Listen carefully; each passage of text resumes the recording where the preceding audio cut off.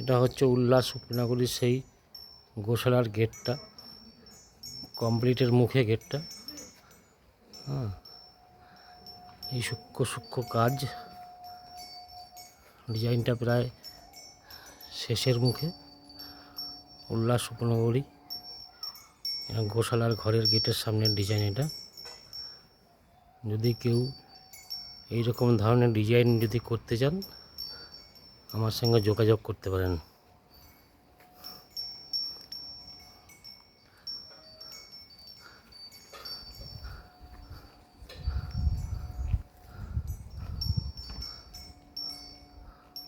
আম গাছটার জন্য ছবিটা আসছে না, গোটাটা সাইড থেকে নিতে হচ্ছে।